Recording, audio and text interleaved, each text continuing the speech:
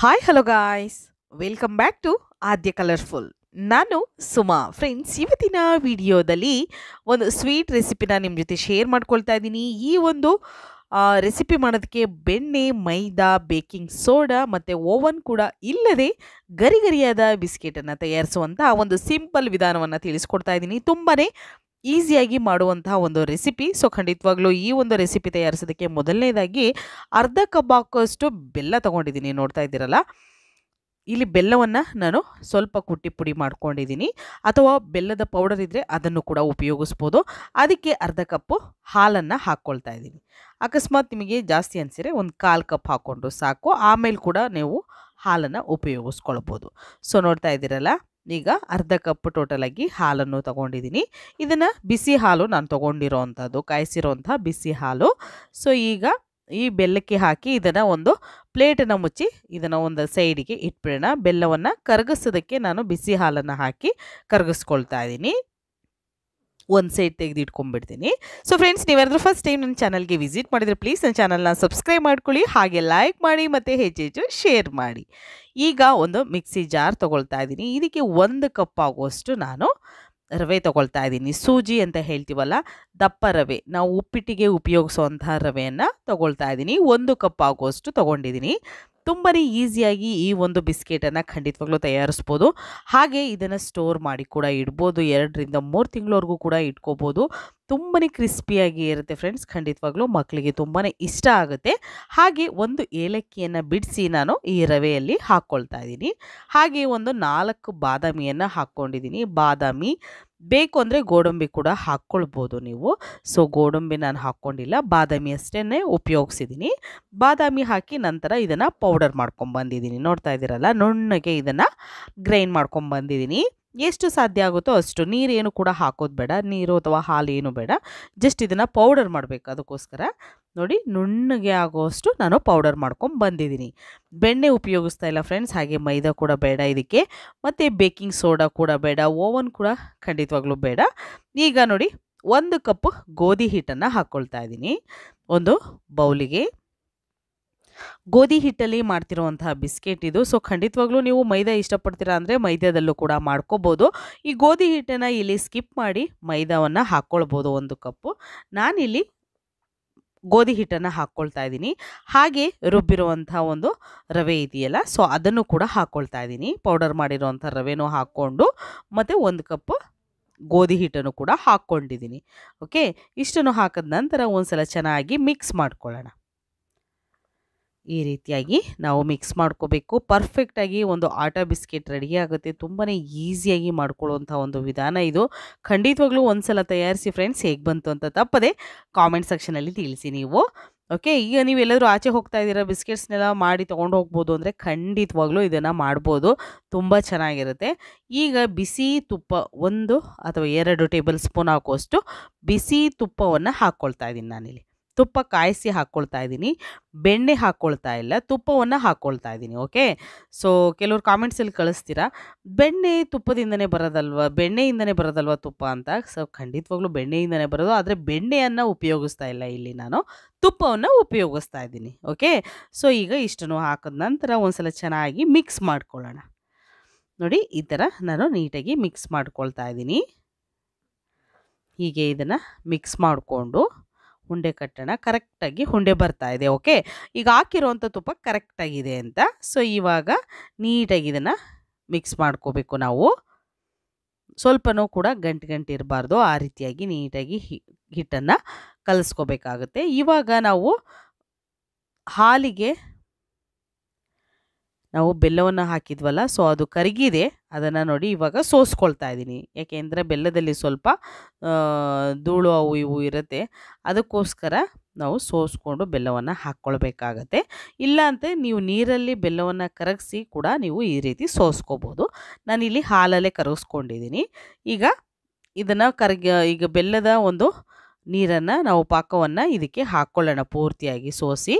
So ಬೆಲ್ಲದಲ್ಲಿ ಏನೂ ಇಲ್ಲ, ಆದರೂ ಒಂದು ಸಲ ನಾವು ಅದನ್ನು ಕ್ಲೀನ್ ಮಾಡ್ಕೊಳ್ಳೋದು ಒಳ್ಳೆಯದು. ಅದಕ್ಕೋಸ್ಕರ ಇವಾಗ ನಾವು ಇದನ್ನು ಮಿಕ್ಸ್ ಮಾಡ್ಕೊಳ್ಳೋಣ. ಬೆಲ್ಲ ಸ್ವಲ್ಪ ಬಿಸಿ ಇರುತ್ತೆ, ಸೊ ನೋಡಿಕೊಂಡು ಈಗ ಸ್ಪೂನಿಂದ ನೀವು ಮಿಕ್ಸ್ ಮಾಡ್ಕೋಬೋದು. ಈ ರೀತಿಯಾಗಿ ಮಿಕ್ಸ್ ಮಾಡಿದ ನಂತರ ಕೈಯಲ್ಲಿ ಚೆನ್ನಾಗಿ ಇದನ್ನು ಮಿಕ್ಸ್ ಮಾಡ್ಕೊಳ್ಳೋಣ. ಸೊ ಮಿಕ್ಸ್ ಮಾಡಬೇಕಾದ್ರೆ ಇದು ಹಿಟ್ಟು ನಮಗೆ ಟೈಟ್ ಇರಬೇಕು. ಸೊ ಖಂಡಿತವಾಗ್ಲೂ ನಾನು ಎಷ್ಟೊಂದು ಬಿಸ್ಕೆಟ್ ರೆಸಿಪಿನ ಶೇರ್ ಮಾಡಿದ್ದೀನಿ ಫ್ರೆಂಡ್ಸ್. ಖಂಡಿತ ನೀವು ಯಾರಾದರೂ ನೋಡಿಲ್ಲ ಅಂದರೆ ದಯವಿಟ್ಟು ನೋಡಿ. ಎಲ್ಲ ಒಂದು ಬಿಸ್ಕೆಟ್ಸ್ನ ಮಾಡಬೇಕಾದ್ರೂ ಅಷ್ಟೇ ಹಿಟ್ಟು ಸ್ವಲ್ಪ ಟೈಟೇ ಇರಬೇಕು, ಗಟ್ಟಿ ಇರಬೇಕು, ಜಾಸ್ತಿ ತೆಳ್ಳಗಿರಬಾರ್ದು, ಸ್ಮೂತಾಗಿ ಬರಬಾರ್ದು. ನಮಗೆ ನೋಡಿ ಇಷ್ಟು ಇರಬೇಕು ಹಿಟ್ಟು. ನೋಡ್ತಾ ಇದ್ದೀರಲ್ಲ, ಚಪಾತಿ ಹಿಟ್ಟಿನ ಅದಕ್ಕಿಂತಲೂ ಸ್ವಲ್ಪ ನಮಗೆ ಗಟ್ಟಿನೇ ಇರಬೇಕು. ನೋಡ್ತಾ ಇದ್ದೀರಲ್ಲ, ಈ ರೀತಿ ಹಿಟ್ಟು ಟೈಟ್ ಇರಬೇಕು. ಸೊ ಈಗ ಇದು ಕರೆಕ್ಟಾಗಿ ಆಗಿದೆ. ಇದರ ಮೇಲೆ ಒಂದು ಪ್ಲೇಟನ್ನು ಮುಚ್ಚಿ ಒಂದು 5 ನಿಮಿಷ ಇದನ್ನು ರೆಸ್ಟಿಗೆ ಬಿಟ್ಬಿಡೋಣ. ಆಗ ನಮಗೆ ಪರ್ಫೆಕ್ಟಾಗಿರುವಂಥ ಒಂದು ಬಿಸ್ಕೆಟು, ಗೋಧಿ ಹಿಟ್ಟಿನ ಬಿಸ್ಕೆಟು ರೆಡಿ ಆಗುತ್ತೆ. ಸೊ ಒಂದು 5 ನಿಮಿಷ ಇದನ್ನು ರೆಸ್ಟಿಗೆ ಇಟ್ಟ ನಂತರ ಮತ್ತೆ ಇದನ್ನು ನೋಡಿ ನಾನಿವಾಗ 1 ಅಥವಾ 2 ಸೆಕೆಂಡ್ವರೆಗೂ ಇದನ್ನು ನಾದ್ಕೊಳ್ಳೋಣ, ಚೆನ್ನಾಗಿ ನಾದ್ಕೋಬೇಕು. ಸೊ ಈಗ ನೋಡಿ ಈ ರೀತಿಯಾಗಿ ನಾನು ಮಾಡ್ಕೊಳ್ತಾ ಇದ್ದೀನಿ. ಅಷ್ಟೇ ಗಟ್ಟಿ ಇದೆ, ತೆಳ್ಳಗಂತೂ ಆಗಿಲ್ಲ. ಇವಾಗ ಸ್ವಲ್ಪ ಹಿಟ್ಟನ್ನು ತೊಗೊಂಡಿದ್ದೀನಿ ನೋಡಿ, ಇಷ್ಟು ಹಿಟ್ಟನ್ನು ತೊಗೊಂಡಿದ್ದೀನಿ. ಹಿಟ್ಟನ್ನು ತೊಗೊಂಡ ನಂತರ ಇದನ್ನು ಚೆನ್ನಾಗಿ ನಾವು ಈಗ ಅಗಲ ಮಾಡಿ ಇದನ್ನು ನೋಡ್ತಾ ಇದ್ದೀರಲ್ಲ, ಈ ರೀತಿಯಾಗಿ ಲಟ್ಟಿಸ್ಕೋಬೇಕಾಗುತ್ತೆ. ಇವಾಗ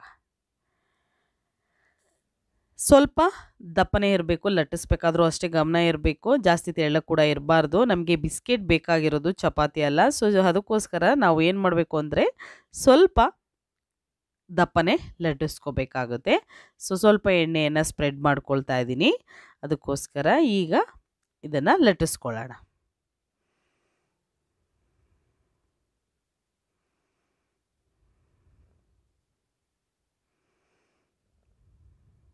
ಹೀಗೆ ಲಟ್ಟಿಸ್ಕೊಳ್ಳೋಣ. ಇವಾಗ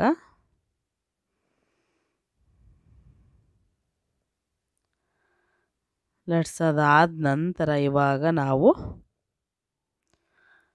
ಒಂದು ಫುಡ್ ಕಟರ್ ಇದ್ದರೆ ಖಂಡಿತ ನೀವು ಅದರಲ್ಲೂ ಕೂಡ ಕಟ್ ಮಾಡ್ಕೋಬೋದು. ನಿಮಗೆ ಯಾವುದು ಸೈಜಲ್ಲಿ ಇಷ್ಟ ಆಗುತ್ತೋ ಆ ಸೈಜಲ್ಲಿ. ಸೊ ನೋಡಿ ಇಷ್ಟು ದಪ್ಪ ಲಟ್ಟಿಸ್ಕೊಂಡಿದ್ದೀನಿ ನಾನು.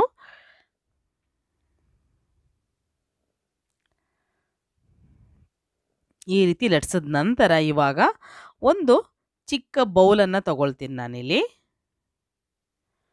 ನೋಡಿ ಈ ರೀತಿ ಬೌಲ್ ತಗೊಳ್ತೀನಿ. ಆ ಬೌಲಲ್ಲಿ ಕಟ್ ಮಾಡ್ಕೊಳ್ತೀನಿ. ಹೀಗೆ ಇದನ್ನು ಕಟ್ ಮಾಡ್ಕೊಳ್ಳೋಣ.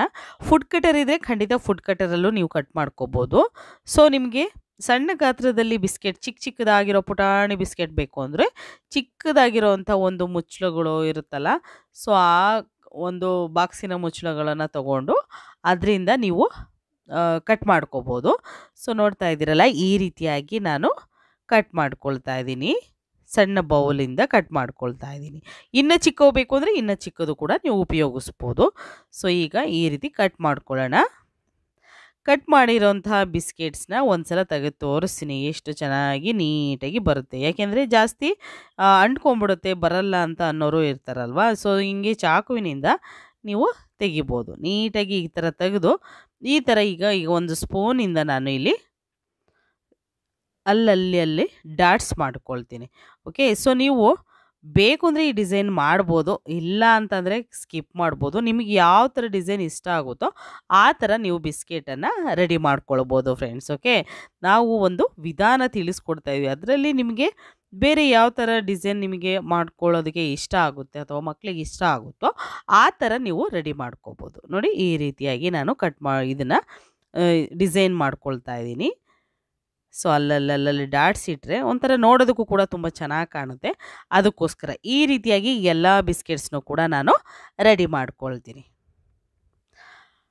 ಬೆಣ್ಣೆ, ಮೈದಾ, ಬೇಕಿಂಗ್ ಸೋಡಾ, ಓವನ್ ಕೂಡ ಇಲ್ಲದೆ ಗರಿಗರಿಯಾದ ಬಿಸ್ಕೆಟನ್ನು ತಯಾರಿಸುವಂಥ ಸುಲಭ ವಿಧಾನವನ್ನು ನಿಮ್ಮ ಜೊತೆ ಶೇರ್ ಮಾಡ್ಕೊಳ್ತಾ ಇದ್ದೀನಿ. ಈಗ ಎಣ್ಣೆ ಮೀಡಿಯಮ್ ಆಗಿ ಕಾದಿದೆ.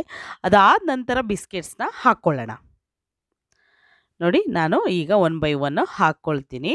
ತುಂಬಾ ಈಸಿಯಾಗಿ ಮಾಡ್ಕೊಳ್ಳೋವಂಥ ಒಂದು ವಿಧಾನ ಇದು. ಖಂಡಿತವಾಗ್ಲೂ ಒಂದ್ಸಲ ತಯಾರಿಸಿ ಫ್ರೆಂಡ್ಸ್, ಮತ್ತು ಹೇಗೆ ಬಂತು ಅಂತ ತಪ್ಪದೆ ಕಾಮೆಂಟ್ ಸೆಕ್ಷನಲ್ಲಿ ತಿಳಿಸಿ. ಕೆಲವರು ಈಗ ಎಣ್ಣೆಯಲ್ಲಿ ಫ್ರೈ ಮಾಡಲ್ಲ ನಾವು ಅಂತ ಅನ್ನೋರು ಕೂಡ ಓವನ್ನಲ್ಲಿ ಇಟ್ಟು ನೀವು ಕೂಡ ಅದನ್ನು ಕೂಡ ಓವನ್ನಲ್ಲಿ ಫ್ರೈ ಮಾಡ್ಕೋಬೋದು. ಸೊ ಅದು ಕೂಡ ತುಂಬ ಚೆನ್ನಾಗಿರುತ್ತೆ. ವಿತೌಟ್ ಆಯಿಲು ತುಂಬಾ ಸೂಪರ್ ಇರುತ್ತೆ, ಹೆಲ್ದಿಯಾಗಿರುತ್ತೆ. ಓಕೆ, ಸೊ ಈಗ ಎರಡು ಕಡೆ ಇದನ್ನು ನಾವು ಗೋಲ್ಡನ್ ಕಲರ್ ಬರೋ ಹಾಗೆ ಫ್ರೈ ಮಾಡ್ಕೊಳ್ಳೋಣ.